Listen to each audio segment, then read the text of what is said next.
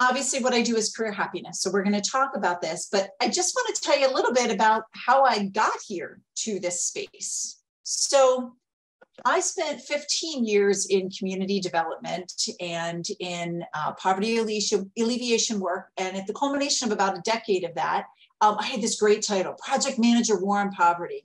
Sounded impressive, right? It was such not the right fit for me.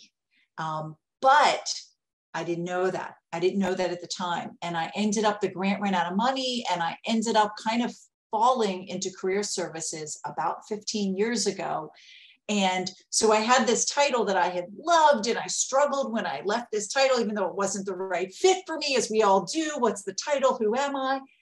And then lo and behold, I eventually found my way to become a career happiness coach. But how did I do this has a lot to do with this presentation about investing in your career happiness portfolio. And I know that all of you are taking time tonight. And as we're doing a lot of this, right, there is this happening, right? You got messages, you got voicemail, you got emails coming in, right? So this is our reality. This is also our current reality too. Working with kids at home on our lap, trying to balance things. This is what our desks look like right now in a lot of ways, right? So I'm just going to ask all of you for the next hour and a half to just give yourself the gift to being as present as you can, knowing there's been a lot of circumstances in life in the past couple of years, and a lot of things even without the pandemic that we're balancing. So give yourself this gift to just be present and reflect and think about for yourself.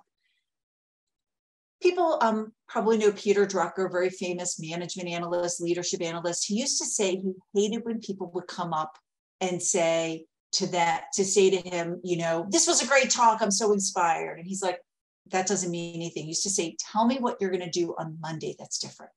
He's like, I don't need you to be inspired. I need you to think about why matters. And for me, I'm going to take it a step further to think about for the next hour and a half, what can you do now as a result of an aha, even one or two aha you might have today that's different in your life?